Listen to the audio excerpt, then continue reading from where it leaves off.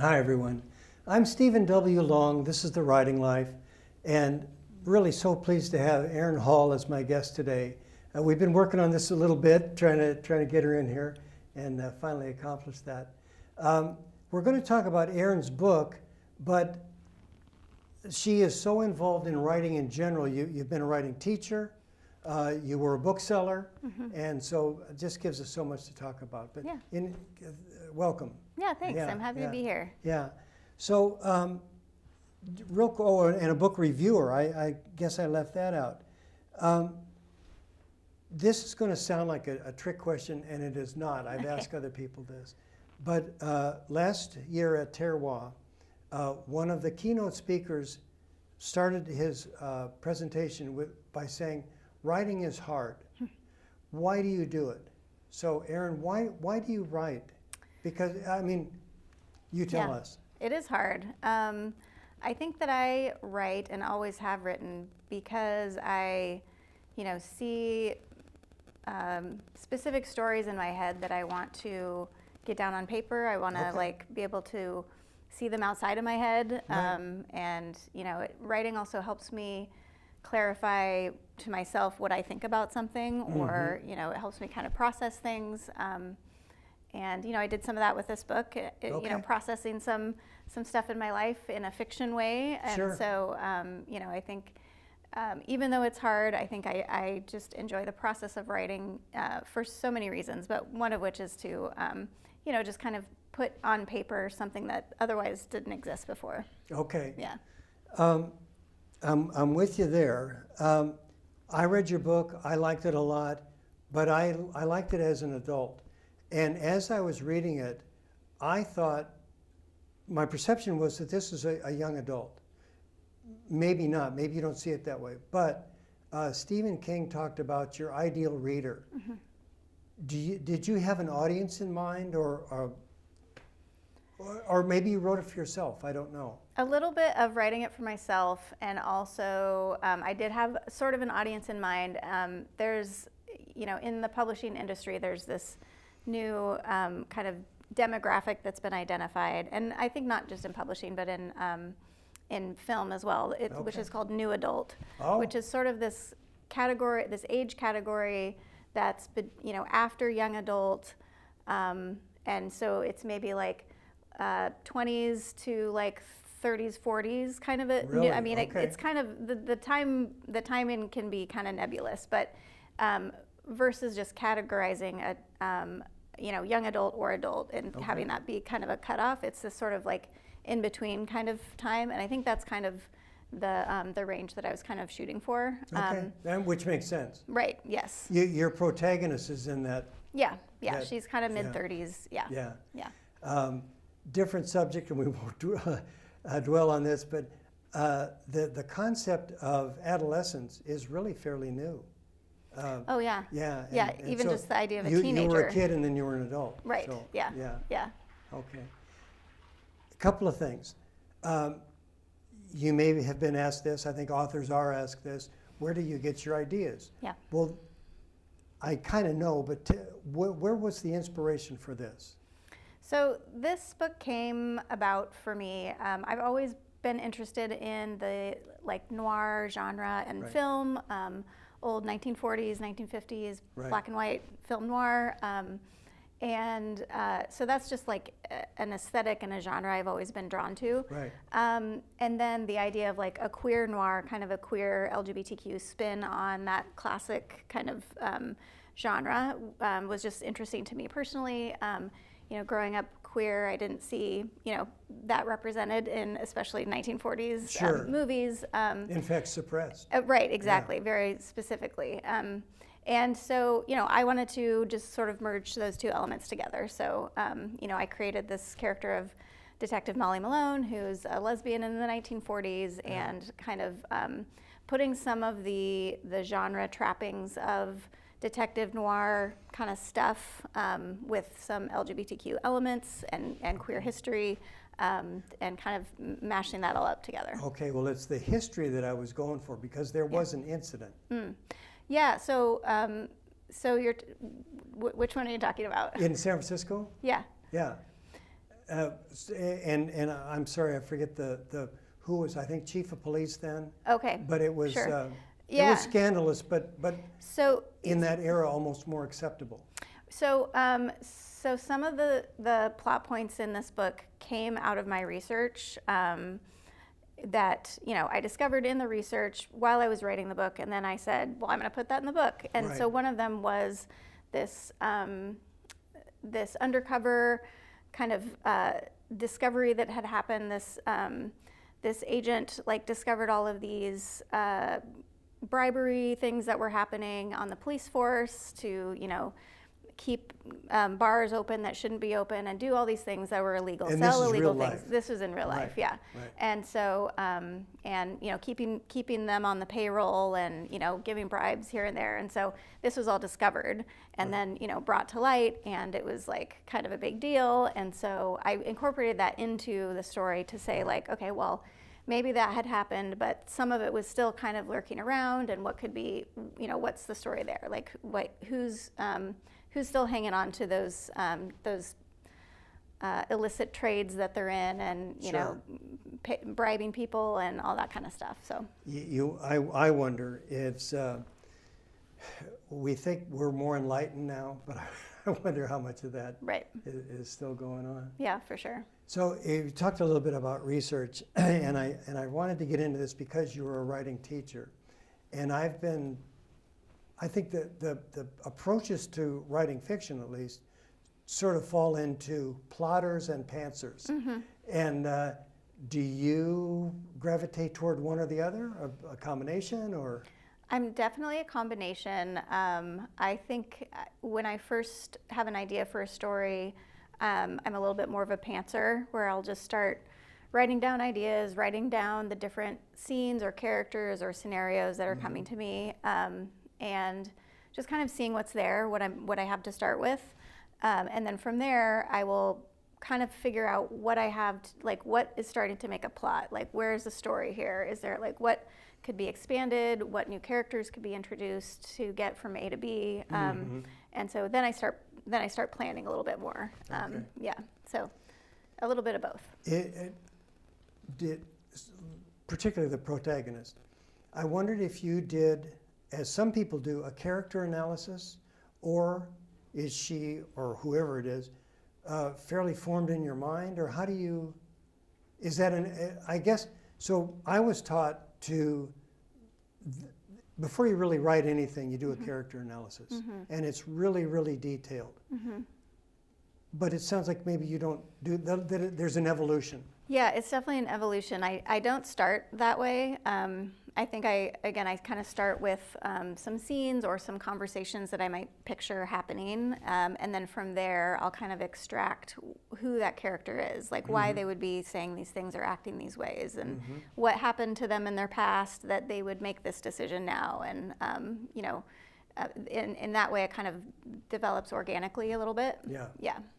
There's a, and I'm blanking, but there is an author who says the first thing he writes is the last sentence of the book. Because he said you can't hit the target if you don't know where you're aiming. Right. Stephen King is the opposite. He said that for him, writing is like walking down a path and seeing something that might be interesting. And then this is obviously metaphorical, but he'll kind of start to excavate it, and oh, what I've got here is a short story, or I've got a novel, or mm-hmm. you know, whatever it is. Mm-hmm. So if you listen to those two authors, they say that they approach it completely differently, mm-hmm. but I don't think they do. So you just said you don't really do a character analysis, but then you were talking about right. what's in her background, right. which is kind of a character analysis. True, yeah. So where did that come from? Yeah. All right, I want to talk to you, but here's another thing that I think is proven to me, and I think I see other people, other writers, realizing that this is more important than maybe the reading public knows, and that is the name of your character. Mm-hmm. How did you come up with that? You know, Molly Malone, I've been asked that question, okay. and I don't really have a good answer for it. Yeah. Molly Malone just kind of came to me. I feel like Malone, it feels like a good detective-y last name. Sure, sure. And, you know, I think I like the alliteration of Molly Malone. Right. So yeah, I think I just kind of went with it. And then it wasn't until after I'd written the book and, you know, that I discovered there's this, I want to say like an Irish, in Ireland, I think there's a statue of Molly Malone, and like that's a whole like history of someone named Molly Malone. So no relation to that Molly Malone. Yeah. Yeah. Yeah. A friend of mine in one of my writing groups was writing her debut novel, and she's a good writer, but she was struggling. And she said when she changed the name of the protagonist to Tucker Sinclair, it just took off. Oh, yeah. And I think there's maybe a strength in that name that was missing before. And I just think it's important. Well, I was also told when you, the writer, name your character, the reader doesn't know this, but something in that name should remind you of who that is. And yeah. And I think Molly Malone is a great noir detective name, but I just wondered what you thought. Yeah. Yeah, I mean, I did pay a lot of attention to names, to naming my characters, and for some of them, you know, their name changed several times throughout the different drafts because it just wasn't right, and you know, and then I'd go through reading previous drafts and I'd say, who's that? Like, I don't know who this name is, and then it was someone else that I changed the name again, and so. Yeah, so the names are definitely important. Yeah. Yeah.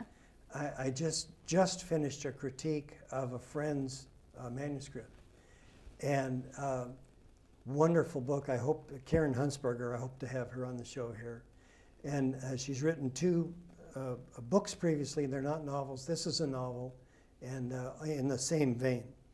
In any event, one of my observations was I think she had 10 characters whose first and last name started with the same letter. Oh, yeah. So, and I think that it can be effective. Yeah. But it can also be cartoonish. Yeah. When it's an overload like that. And interestingly, she didn't know she did it. Yeah. Because they weren't important characters. Yeah. So she was just saying stuff. Yeah. I recognized at some point that a lot of my names, so there's 3 names that they all end in S. So there's James, Lewis, and Thomas. And I noticed this as I was writing it, and I kept having to do like, you know, Thomas's, like the apostrophe, and like I was like, why do I keep having to do this? Because I have all these S names at the end. Right. But yeah, but I did pay attention to not having too many names that have the first letter being the same, because that just can be confusing for me at least. It's again, depends on the frequency and what their role is in the story. Molly Malone was great. I had no problem with that. Yeah. And I didn't know, now that you mention, I remember the S's, but I wouldn't have. Yeah. So I think if something doesn't draw attention to itself, then you're fine. Yeah. Okay. This is the first of a series. It is, yeah. So a couple of things. Can you foresee, do you have any thoughts about the next ones? Yeah, so I'm working on book 2 right now, Okay. And it's changed during the time of writing it a little bit. Mostly, like, the main kind of crime is there, has stayed the same, but how we get there and who's involved has changed a little bit. So I have book 2 going, and I have like several in mind as far as what's going to happen down the line. And there are several books in the series. There are some through line plot points that happen that like kind of make a full circle towards the end. But I'm also specifically trying to write them in a way that you could pick up any of them and read it, and standalone in a series, but it's going to make sense if you pick up any of them. So yeah. You just made me think of something. Sue Grafton, are you familiar with her work? Her Kinsey Milhone aged. I mean, the time progression was pretty linear. You know, she would finish a case, and then the next book might reference what happened not very long ago. Yeah. But Kinsey herself, the character herself, changed and aged. Sometimes they don't. Sometimes characters don't. They're always the same. Yeah. Do you have a vision of yours? Yeah, I definitely have a vision of the characters aging. So, and I think because I'm referencing historical events and specific time periods and things that are happening in the world at large and in their world, I'm definitely like keeping an eye on the years and then also the ages of the characters. And so, yeah, so it's definitely on my mind as I'm writing them. Okay, so you said you've kind of projected, you have some ideas for the future. I was going for something a little bit different, but this is interesting. So what you're looking forward to are the different crimes. Yeah, definitely. Okay, I was wondering about Molly herself. Yeah. As you've lived with this character, has she changed? She's definitely going through some transformations. She does have some character arcs and some, there's a lot of her flaws are highlighted in book one. Her, the way that she's like not really a great friend all the time. She's a little just sort of bull in a china shop, just sort of like go. And some of that's going to come to light in book two about like why she is that way, and what she's going to do about it to kind of improve. So yeah, there's definitely some character arc for her happening. She, again, as you say that, I was thinking, at the very beginning of the book, I sensed some reluctance, like not wanting to be the person up front, and that certainly changes. And I think that when we look at heroes or protagonists, one of the things that draws us to them is they're braver than we are.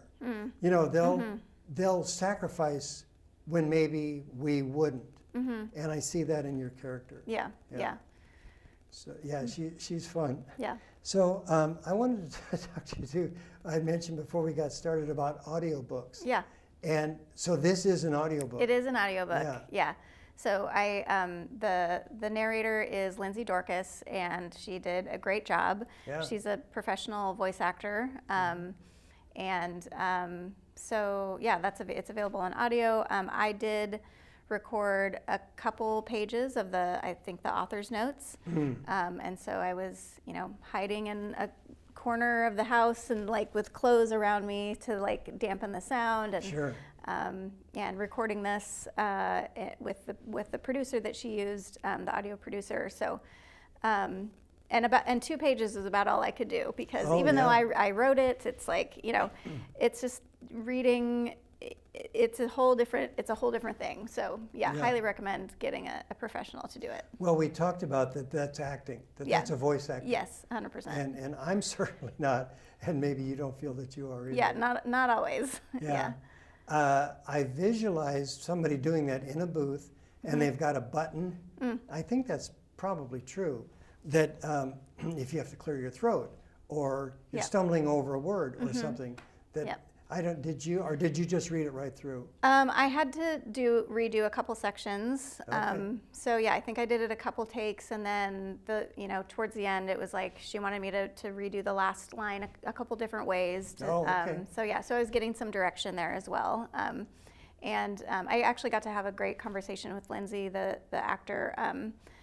On the audiobook release day, we did an Instagram live where it was like her and I just on a live, kind of having an interview like this, and talking about her process and talking about her work as a narrator and how she got into that and what goes into it. And I think I named at that time that there were about 14 characters in this book that speak, and so that's 14 different voices she had to do. And I mean that's a small book, so I can only imagine for bigger books. But yeah, it was a great experience. It's interesting. So your voices, you're talking about audible voices, but the characters have a voice in writing. Right. And so it's their level of vocabulary, it's their idioms, and I think that is that the right word? Enriches a book as well. Yeah. And so we talked about kind of what draws us to writing, and to me that's one of the things that do. Yeah. Okay, so you talked about being in a corner and so on. Yeah. Which is a bit of a segue. You were going to move to Portland. Yeah. You didn't. Right. Okay, but you live on Native American land? Well, yeah, I mean, the Kalapuya land here where we all live. Yeah. Oh, okay. Yeah. So I didn't know that. Yeah. So That's the do name. I as well? I mean, if I I live down the believe street? I do believe that's the ancestral name for Okay. for the people. I wrote it down, but I Yeah. didn't want to butcher the Oh yeah, the nope, you got it right. pronunciation. Yeah, you got it right. Okay. Yeah. And the other thing before we run out of time I want to talk about is you're going to be a presenter at Terroir this year. I am, yes. And for everybody, that's going to be May 3rd at Stoller Experience Center.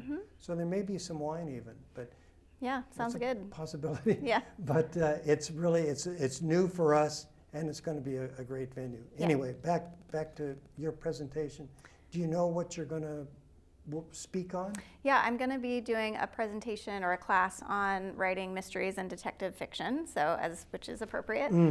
So I have some exciting ideas for what we'll be talking about, and some in-class exercises, as well as just general kind of information and process ways of thinking about mysteries and writing mysteries. So Okay. yeah, really fun.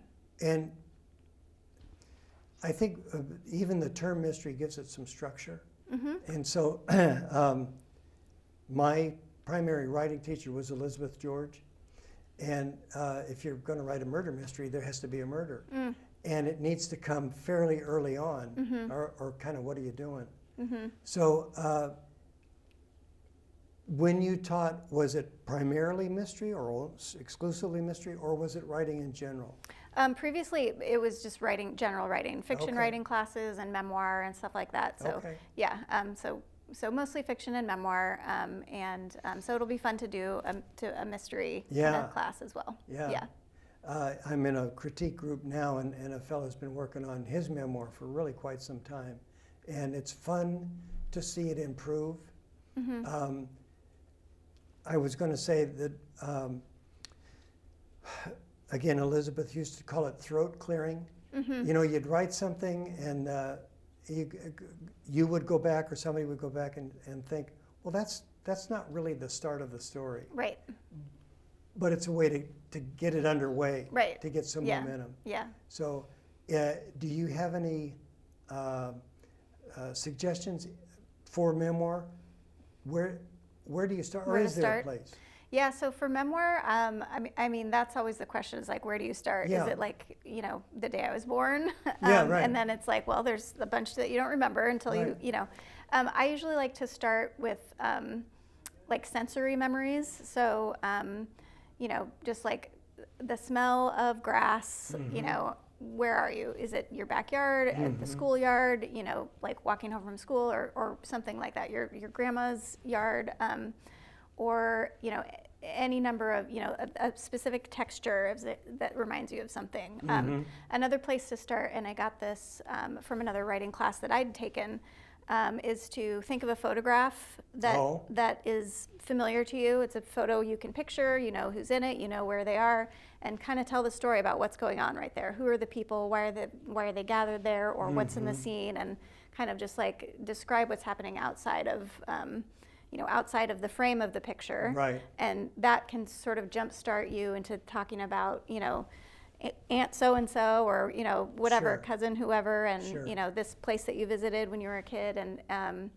And I think the most important thing is there's a million ways to get started, and then you can just follow the path. You don't have to stay within the parameters of I was only supposed to talk about this thing in this exercise. Right. Because with memoir, like memory, it's kind of all over the place. You can just follow the thread of wherever it goes. So yeah.